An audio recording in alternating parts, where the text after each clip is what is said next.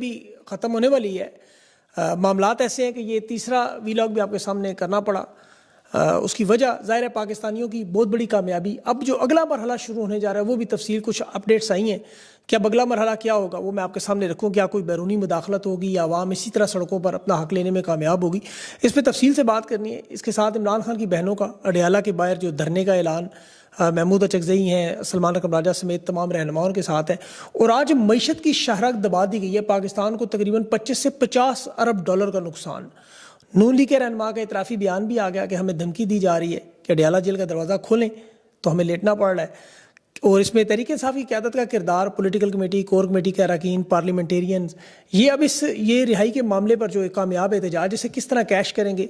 और 9 मई का केस, उसमें जो नाअहल लोग हैं उनका सजाएं दी गई हैं वो क्या लाएमल होगा। और 9 मई का अंतिम संस्कार आज हो गया। कोर कमांडर हाउस भी खोल दिया गया, कोर कमांडर शिफ्ट भी हो गए। 8 अगस्त के बाद अब 9 मई का ऑफिशियली ख़त्म होने का ऐलान किया जाएगा।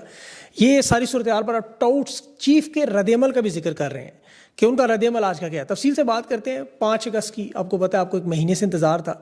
वो क्रिकेट मैच की इस्लाह है ना, जैसे 5 रोज़ का टेस्ट मैच, तो उसमें पहले दिन का टेस्ट मैच था। ये तो तहरीक इंसाफ की और अवाम ने 10 ओवर्स में से T20 बना दिया। जारहाना इनिंग्स शुरू हुई और अब उसमें आपको पता है चाय का वक्फा, फिर खाने का वक्फा और असल में टेस्ट यानी आसाब का इम्तहान, अंपायर, तमाशाई, इस तरह तहरीक में भी लवाजमात है। 3 मरहलों में तहरीक थी। जो कुछ आज आपने देखा ये दूसरा मरहला था। इसके बाद फिर तीसरा मरहला है। पहला मरहला जो प्लानिंग का था वो आपको पता है कि इतने बड़े इवेंट पर पूरे पाकिस्तान लेवल पर प्लानिंग थी, मंसूबा था, 1 महीना था उस पर। और आमतौर पर तो तहरीक इंसाफ तक देखें इमरान खान मैदान में तो वो एक दिन में 4-4 जलसे भी करते थे, अवाम को मोबिलाइज भी करते थे। खान का स्टेमिना था 60-60, 70-70 जलसे भी खान ने रिकॉर्ड लगाया और सेंचुरी भी की हुई है। तो तहरीक इंसाफ के साथ तो अवाम की आपको पता है मदद है और अवाम को ये निकाल सकते हैं। लेकिन जो सबसे बड़ा क्रेडिट है कि वो इन हालात में, ये आप ऐसे समझ लें कि इसराइल के अंदर आपको फ़लस्तीन का झंडा उठाना पड़े, ये इस तरह के हालात में जो तहरीक इंसाफ के लिए पाकिस्तान में बने हुए हैं और उसमें इनके पास अवाम और कारकुन ऐसे अभी लीडरशिप के सामने गाड़ियों के लोग लेटे हुए हैं कि यहाँ हम सब छोड़ छाड़ कर आए, एहतजाज ख़त्म करके जाने नहीं देंगे। तो ये बाखुदा जितने भी लोग इस वक्त हैं इन सब लोगों को तो दोनों हाथों से सलाम करना चाहिए। और मीडिया में तो बात करना आसान है, ग्राउंड में ऐसे मारे खाना, गाड़ियाँ तोड़वाना, अपना नुकसान करवाना, तो ये वर्कर्स हकीकी मानों में मुजाहिद हैं, असल मुजाहिद पाकिस्तान के, जो अभी भी GT रोड पर वो बैठे हुए हैं और वो बैठे रहेंगे। अब इसमें मुराद सईद का भी बड़ा अहम पैगाम आया। उसने कहा ये आखिरी फैसला तो बहरहाल सड़कों पर होना है और लाजिम है कि जल्द हो जाए। और ये बात तो देखिए पूरा पाकिस्तान जानता है कि खान की रिहाई के 2 रास्ते हैं। एक, इमरान खान या तो सर झुका दे, जो वो कभी नहीं करेगा। दूसरा, पूरी कौम सर उठा ले। अब डंडे तो नहीं रोक सके, धमकियाँ, गिरफ्तारियाँ, मारामारी नहीं रोक सकी। अब आवाम की आवाज़ समझे तो देखिए फिर तो मामला ही सारा आसान है और हालत लोगों ने अपना ज़बान खल्क़ नकारा खुदा सुना दिया। पहला मरहला जो तहरीक इंसाफ का प्लानिंग का वो हमने देख लिया। अब प्लानिंग के बाद जो दूसरे दिन इस प्लान को एग्जीक्यूट करना था वो भी कामयाब हुआ। वो भी आज आपने पूरे पाकिस्तान में देख लिया, सबूत आपको मिल गया। ये मेरे साथ शायद विजुअल चल रहे होंगे, आपने पहले भी देखे हैं वीडियोज़ में, जो पूरे पाकिस्तान से आपको पता है वीडियोज़ आप देख चुके हैं, फ़ोटोज़ अपनी आंखों से वहाँ पर ग्राउंड पर भी देख चुके हैं। अब आने लगे तीसरा मरहला। अभी जो अस्करी टाउट इनके बयानियात बना रहे हैं कि जी धरनों से, एहतजाज से हमें कोई फ़र्क नहीं पड़ता, चीफ साहब को मामलात हमने खुद हल करने हैं, जब तक बड़ी ताकतें फ़ैसला नहीं करेंगी, अमेरिका बरतानिया, तो कुछ भी नहीं हो सकता। मैं इनकी बात से मुत्तफ़िक नहीं हूँ।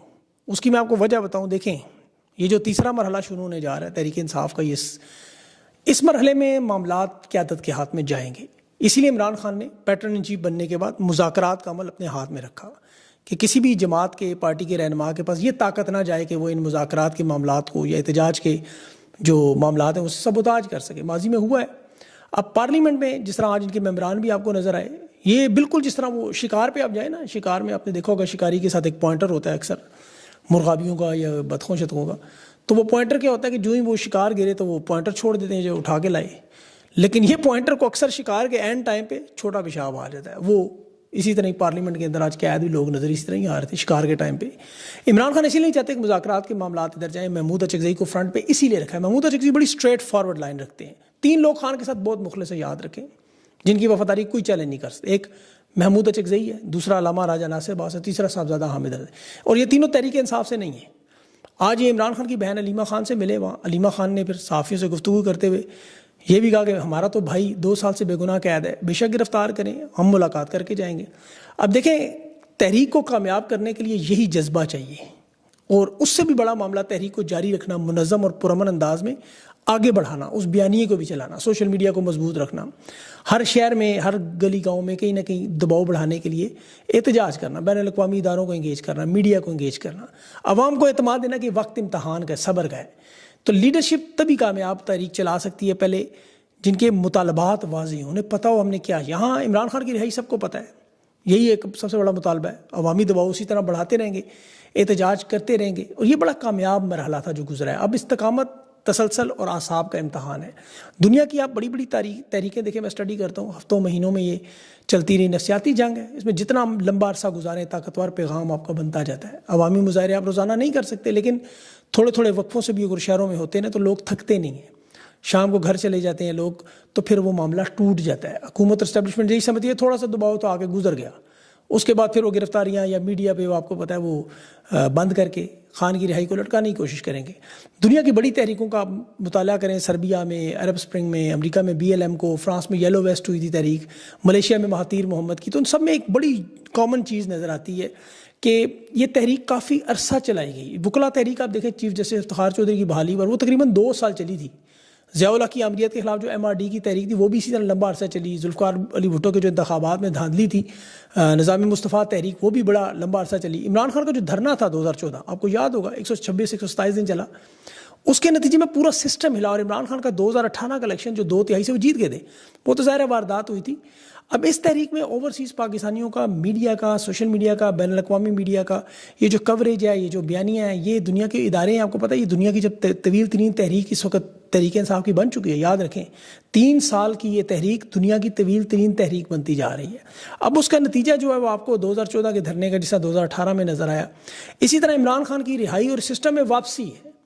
और इमरान खान तो देखें रिहा होकर इलेक्शन के बाद दोबारा वज़ीर आज़म भी बन जाए, हो सकता है वो किसी और को भी वज़ीर आज़म बना दें।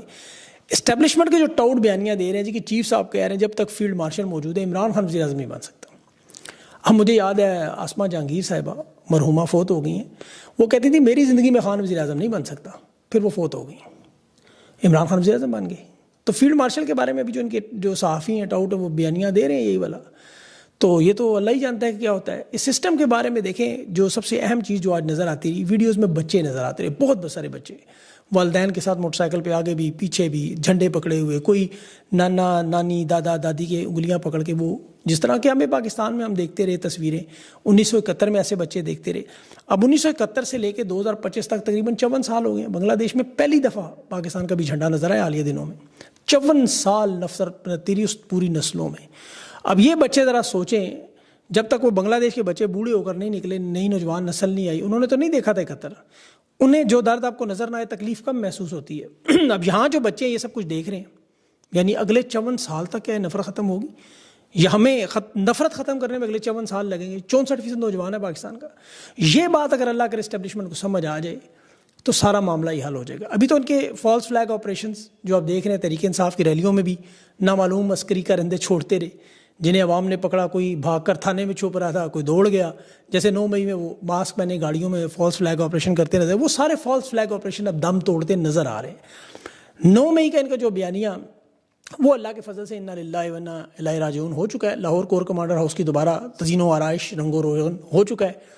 सुन कोर कमांडर साहब जो मौजूद हैं वो शिफ्ट भी हो गए। अकबर बाजवा साहब ने खबर दी है कि 9 मई का अंतिम संस्कार दूसरे मानों में 8 अगस्त तक सजाएं दे के जो नाहलियों का, जिसमें उमर यूब, शिबली, फराज, साहबजादा हामिद समेत जिन्हें इलेक्शन कमीशन ने नायल भी कर दिया, तो ये फेस सेविंग सेफ एग्जिट, ये 9 मई कुछ अरसे बाद आपको फॉल्स फ्लैग आपको होता, कोई ना खुद ही वादा माफ गुआ बन के जिनापुर के नक्शों की इतना माफिया मांगता भी नजर आएगा। क्योंकि असल काम तो तहरीक इंसाफ को क्रश करना था, खान को जेल में डालना था, तहरीक इंसाफ के रहनुमाओं को तोड़ना था, फॉल्स फ्लैग ऑपरेशन बना के, जिस तरह माजी में ऑपरेशन सर्च लाइट अवामी लीग का हुआ, आप देख लें जुल्फ़िकार तंजीम पीपल्स पार्टी का हुआ, त्यारा मुशर्रफ नून लीग का हुआ। तो ये एक सियासी जमात को, जो सबसे मकबूल और बड़ी जमात थी, तोड़ने के लिए अवाम ने पहले दिन से ही नहीं इसको खरीदा। ये अवामियाँ बिका ही नहीं। अब इनके नारे क्या लगते रहे। आज मैं देख रहा था, घोड़े तलवारें फौज तो तेरी सारी है, जंजीरों में जकड़ा मुर्शिद मेरा आज भी सबसे भारी है, यही नारा चल रहा था। यही इसका जवाब है कि 9 मई जो करना है कर लें आप, इसके बाद भी करते रहें। आज भी लोग लिख रहे थे वहाँ के सिस्टम का बाप इमरान खान है, पाकिस्तान से माइनस नहीं हो सकता। तो आपने देखे होंगे सारे विजुअल्स, और जेलों के विजुअल्स देखें आप, जो लोग इन्होंने गिरफ्तार किए, वो क्या कह रहे हैं, इमरान खान जब बुलाएगा फिर आएंगे। तो फिर ये 9 मई हो, दफ़ा 144 हो, ये चीज़ें नहीं रोक सकती। नसीराबाद बलूचिस्तान का बड़ा पसमानदा इलाका है, वहाँ नौजवान जेलों के पीछे खड़े होकर कह रहे हैं कि हम आएंगे जब खान बुलाएगा। पंजाब की असल मां रेहाना डार रिहाई मिलते क्या कह रही है, बाहर थाने के अंदर भी खड़ा करके आई हूँ और जिस दिन खान बुलाएगा फिर निकलूंगी। तो असल मामला तो इस निज़ाम के सहूलतकारों को यही समझ आ जाना चाहिए। अभी नून लीग पीपल्स पार्टी भी ब्लैकमेलिंग से तंग है। ब्लैकमेलिंग की तो बड़ी लंबी तारीख है। नून लीग के रहनुमा ने खुल के कह दिया कि हमने तो हर तरह की सहूलतकारी की, हर तरह का ताउन किया, लेकिन अब इस नहज पर पहुंच चुके कि हमें डराते हैं। कोई बात ना माने तो कहते खोलें दरवाज़ा अडयाला जेल का, अडयाला जेल का दरवाज़ा खोलूँ तो फिर हम दबाव में आके लेट जाते हैं। अब इन्हें डर है खान आ गया तो क्या होगा। अब इन लोगों को तसल्ली भी देनी है, कुछ नहीं होगा। अब मलिक रियाज का मामला बड़ा अहम मामला आज, ये 25 अरब का मामला, बड़ी लंबी ट्वीट उनकी आई सामने गुज़िश्ता चंद महीनों में, और ये बड़ा अहम मामला है। इसको ज़रा गौर से सुनिएगा, क्योंकि हुकूमती इदारे और स्टैब्लिशमेंट का आपको पता है बैरिया टाउन को दिवालिया, ये मलिक रियाज के जो बैरिया टाउन में ऑपरेशन बंद करने का, मुअत्तल करने का ऐलान है, ये पाकिस्तान की मईशत में आखिरी कील ठोकी गई है। ये 25 से 50 अरब अमरीकी डॉलर का बैरिया टाउन मनसूबा है। मलिक रियाज की जिस तरह किस्मत बैरिया टाउन में तो बड़ी कामयाब थी, लेकिन इस लिहाज से वो एक तरह बदकिस्मत हुए कि उनके पास मरीम नवाज़ नहीं थी। एक उनके पास मरीम नवाज़ होती तो जिस तरह नवाज शरीफ की डूबी हुई सियासत बहाल हुई, इनका भी कुछ ना कुछ बन जाता है बैरिया टाउन का। अब ये अलकादिर ट्रस्ट में वादा माफ गवा भी नहीं बने, स्टैंड लिया। फिर इनकी ज़ाहिर है ताकतवर शख्स की बहन का प्लॉट का मामला भी था। अब तो वो प्लॉट नहीं, पूरा बैरिया टाउन मांग रही हैं। तो मलिक रियाज ने देखे सोशल मीडिया पे बाकायदा पैगाम भी दिया बराह रास्त कि कोई पैसे चाहिए तो मैं देने को तैयार हूँ, लेकिन वो अब पूरा बैरिया टाउन मांग रहे हैं। DHA के तकरीबन 1380 अरब बनते हैं, वो जाहिर है वो इस हिसाब से लेना चाहते हैं। अब इनकी जो खींचातानी है वो इस लेवल पे आ गई है कि मलिक रियाज ने बैरिया टाउन के ऑपरेशन बंद करने का ऐलान किया। उसे कहा 1380 अरब हमें दे दें, हम आपको छोड़ देंगे। अब इस्लामाबाद हाई कोर्ट तो ज़ाहिर है सहूलतकारी करी थी। अब बैरिया टाउन का देखें मामला क्यों इतना बड़ा है कि जो नीलाम की जायदादें हैं, अदायगियाँ, फ़ाइलों पर रिकवरी को छापे मारे, सारा मंसूबे, सारी फ़ाइलें सब कुछ उठा के ले गए। मलिक रियाज ने फिर तंग आके कहा चूँकि अब हम तमाम ऑपरेशन बंद कर रहे हैं, बैंक अकाउंट्स हमारे बंद हैं, अमले की गाड़ियाँ, स्टाफ अगवाएँ, अब हम तनख्वाहें नहीं दे सकते, सरगर्मियाँ मुअत्तल कर रहे हैं। 50,000 के करीब मुलाजमीन हैं इनके। और अब जो ख़तरनाक बात है वो बता लो, देखें इस्लामाबाद, कराची, लाहौर से लेकर ओवरसीज़ पाकिस्तानियों के सैकड़ों अरब के कमर्शियल मंसूबों की तकमील से पहले ख़त्म हो जाए। यानी हज़ारों ख़ानदान और लाखों रिहायशी इस वक्त शदीद तरीन तकलीफ में। ये सबसे बड़ा पाकिस्तान का रियल एस्टेट डेवलपमेंट ग्रुप है। इसकी मजमूई मालियत का अंदाज़ा तो बड़ा मुश्किल है लगाना, लेकिन ये मुहतात अंदाज़ा 25 से 50 अरब अमरीकी डॉलर है। क्योंकि देखें बैरिया टाउन लाहौर में है, कराची में है, पिंडी में है, इस्लामाबाद में है, बैरिया एनक्लेव है, गल्फ सिटी है उनका, गल्फ सिटी सॉरी, मरी में इनके शॉपिंग प्लाजे हैं, अस्पताल हैं, स्कूल्स हैं, होटल हैं, रेस्टोरेंट्स हैं। तो सुप्रीम कोर्ट ने तो 460 अरब की अदायगी पहले भी सेटलमेंट करवाई थी।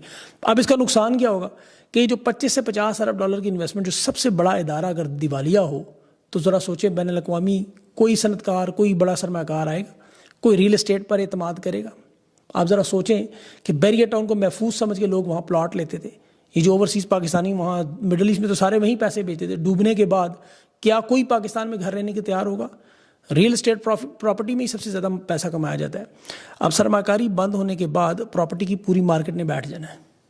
बैरिया टाउन ने तो ज़ाहिर है कोई बैरूनी कर्जे वगैरह भी लिए होंगे, कुछ सरमाया भी लिया होगा बैंकों से। जब इनके बैन अल-अक़वामी अकाउंट ऐसे ज़ब्त हुए तो कानूनी जंग शुरू होगी, वो चाहे अमेरिका में हो, बरतानिया में हो, अरब अमारात में, कहीं भी। और पूरी दुनिया में तासुर किया जा रहा है कि जी कारोबारी साख पाकिस्तान में बिज़नेस करना ख़तरनाक है, कि यहाँ कानून मौजूद नहीं है, अदालतें बिकी हुई हैं, कोई गारंटी नहीं है आपका प्रोजेक्ट महफूज हो। प्रॉपर्टी सेक्टर क्रैश करने से क्या होता है, जिन लोगों ने घर लिए हैं, फ्लैट्स लिए हैं, उम्र भर की जमा पूंजी लगाई है, वो गए अदालतों में मुकदमात की भरमार। तो ये तो सारा मामला है बहुत बड़ा। इन्होंने आज ब्लंडर मार दिया मेरे ख्याल में, बहुत बड़ा ब्लंडर। ये आपको नज़र आएगा कुछ दिनों में। आखिर में कश्मीर डे था, उसकी भी आज अहमियत देख ली। कश्मीर का झंडा इनके पैरों तले रुल रहा था। ये मजाक करते थे खान का, जब फिरदौस आशिक अमान ने पकड़ाया झंडा, तो खान चूँकि वज़ीर आज़म था, वो किसी आज़ाद मुल्क का झंडा तो नहीं इस तरह वज़ीर आज़म लहरा सकता आमतौर पर। तो इमरान खान इनकार ने बड़ा शोर मचा, जी कश्मीर भेज दिया, आज कश्मीर पैरों तले। ये औकात थी कश्मीर की।